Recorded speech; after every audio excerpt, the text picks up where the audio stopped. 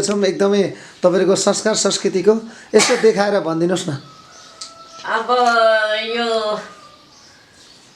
ढाका पहिलाको जमानामा हजुर अब यसरी पिच रोडहरु निस्केको थिएन गोरेटो बाटोमा बाबु बाजेहरुले हजुर हजुर नुन बोक्ने ढाका हजुर यो डोको थुम्से डालो नाङ्लो छप्पनी घुम पनि लिम्बू कुराबाट पेकुसामा भन्छौं। यो पहिलाको छोरी चेली बजार हाट पाउन गएर नआउँदाखेरि कुटुम्बले सिन्कालाई दिन्थ्यो अरे।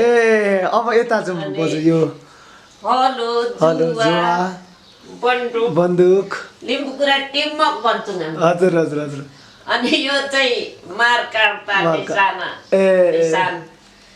अनि अब तरवार खुकुरी गुलेली केसाङला अनि यो अब पहिलाको हाम्रो राजाहरु पनि सबै सक्यो। हजुर दबायो भन्नु के भन्नु उनीहरुको पैसाहरु हजुर राजा भएको पैसाहरु जस्तै यो चाहिँ हजुर यहाँ मात्रै हामी सत्यजुगको यहाँ तर मैले बीच एकता लुकाएर देखिन यो डल्ली पैसा उयो डल्ली पैसा हजुर एकदमै ढुङ्गा जस्तो रहेछ है। नम्बर छैन तर मैले यहाँ राख्नु पर्ने रहेछ उत्ताल ढुङ्गा जस्तै। ओहो अनि यो हजुरकोमा अब सबै पैसा रहेछ है। सबै ठाउँको पैसाहरु यसरी संरक्षण गरिराख्नु भएको छ हाम्रो बोजूले देखिराख्नु भएको छ। धन्यवाद। हेलो हाई सेवारो नमस्कार दर्शक नमस्ते। तपाईँ हेर्दै हुनुहुन्छ नाम्जा भुटी अफिसियल युट्युब च्यानल र यस मार्फत चाहिँ हाम्रा लोप हुन लागेका गीतहरू जस्तै लोप हुन लागेका हाम्रो संस्कार संस्कृतिहरूलाई चाहिँ जगेर्ना गर्नका लागि चाहिँ हामीले युट्युब मार्फत फेरि नयाँपन देखाउन गइरहेका छौँ। र पक्कै पनि आज चाहिँ हामी एउटा हाम्रा बोजूसँग भेट्न आएका छौँ। उहाँले चाहिँ धेरै लिम्बू पालामहरूदेखि लिएर धेरै लिम्बूको गीतहरू धेरै गाइसक्नु भएको छ र उहाँलाई म स्वागत गर्न गइरहेको छु। स्वागत छ बोजू। हजुर हजुरको परिचय शुभ नाम? मेरो शुभ नाम चाहिँ धनमाया माङ्दन लिम्बू। हजुर अनि अब रुम्बाङ पनि भन्छु। जस्तै बोजू अब यसरी तपाईँले पालाम गाइरहँदाखेरि कतिको सहज हुँदो रहेछ यो पालाम गाउन? पालाम त अब जे मनमा आउने गाउने सहज त हुन्छ, अप्ठ्यारो चाहिँ लाग्दैन। जस्तै अहिलेसम्म कतिवटा यस्तो पालामहरू गाइसक्नु भयो हजुरले? अब पालाम त जिन्दगीभरि गाइराखेकै हो। यसो सुटिङ केमा चाहिँ 2-3टा। हाम्रो दर्शक तथा श्रोतावृन्दहरू समक्ष थोरै पालाम गाएर सुनाइदिनुहोस् न बोजू। हजुर नेपालीमा हुन्छ नेपालीमा हुन्छ भने हाम्रो दर्शक एउटा चौतारीको गाना गाउँछु। हुन्छ बोजू। चारको ने चाटै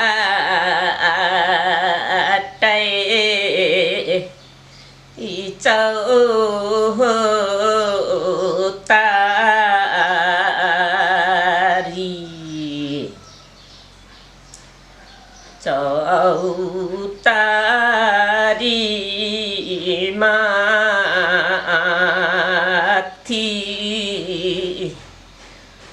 बरै पेपल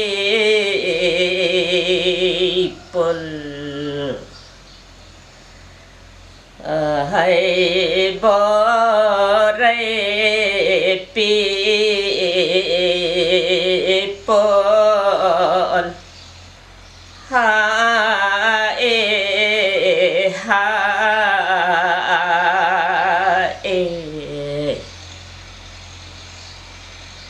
बर पेपल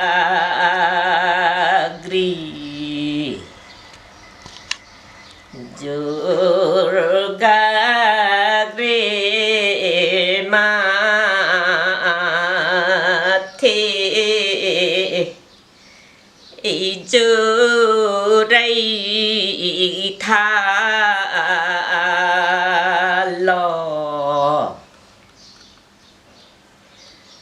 जोर थाल माथे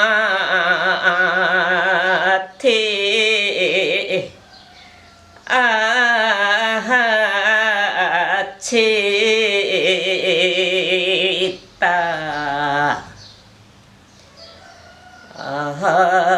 छेता माथे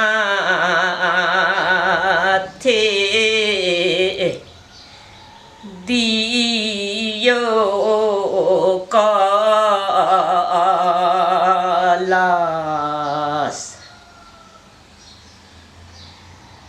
दियो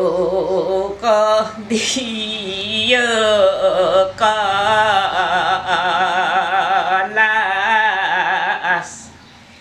हाय हाय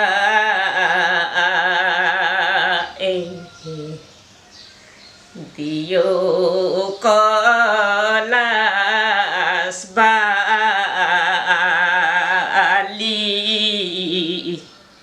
emang sewaru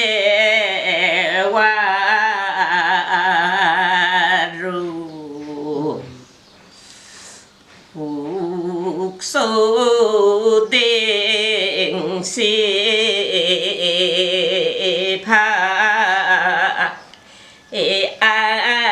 asewaru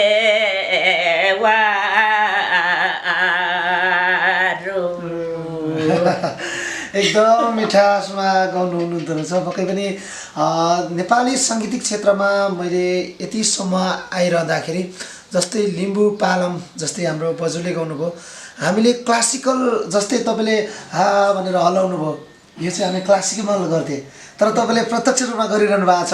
जस्तै क्लासिकलमा गाउँदाखेरि हामीले सा भनेर गर्थे र तपाईँले चाहिँ एकदमै पालामसँग यो पालाम गाउँदाखेरि चाहिँ क्लासिकल गर्नै नपर्दो रहेछ। एकदमै हेर्नुहोस् उहाँले एकदमै नेचुरल उहाँले साङ्गीतिक क्षेत्रमा पनि गर्नुभएको छैन, केही भएको छैन, उहाँले चाहिँ एकदमै नेचुरल गाइरहनु भएको छ र यति मिठासमा गाइरहनु भएको छ र दर्शक श्रोताबिनीहरू समक्ष भिडियोलाई अन्तिमसम्म हेरिदिनुमा हार्दिक अनुरोध गर्दछु।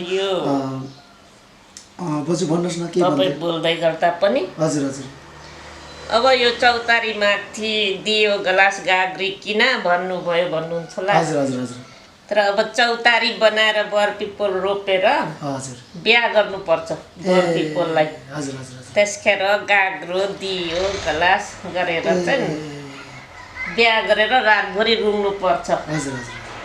त्यसैले 2300 मिटर छ। 2300 मिटर ए एकदम राम्रो। भनेपछि बर र पिपलको जोडीलाई त्यसरी बिहे गर्नुपर्छ। दियो गलास पानी गाग्रो राखेर चाहिँ बिहा गर्ने चलन छ। रातभरि रुङ्ने सबै भेला भएर। जस्तै हजुरले यो पालम गाउँदै गर्दाखेरि कति उमेरदेखि यो पालम गाउन थाल्नुभयो हजुरले? अब यो उमेर यति उमेर भन्नु त थाहा छैन। हाम्रो जहिले भनौँ 15-16 वर्षदेखि बजार हाट पहिला त हजुर फेलेङ्गी जानु आउनु थियो। हजुर।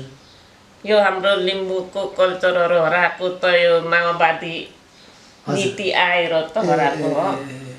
नाच्नु नदिने, कुट्ने, मार्ने त्यस्तो त्यहाँदेखि हाम्रो कल्चर हराएको हो। पहिला त अब पुसे मेला भन्थ्यो, माघे मेला भन्थ्यो, 4 दिन 5 दिन लाग्ने क्या।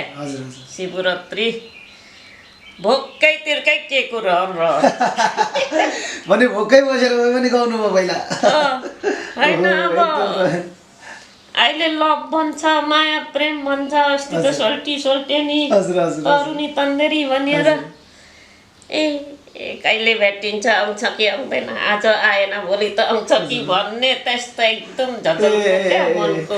जस्तै भनेपछि पहिलाको समयमा तपाईँहरूको समयमा लभ गर्ने चलन थिएन, मोबाइल पनि थिएन, पालाम गाएर फकाउने चलन थियो। हजुर ठक्काएर जितेर लान्थ्यो पनि अब साह्रै माया लाग्यो मन परापर गर्यो भने जाने पालम गाएरै जाने एकदम राम्रो रहेछ।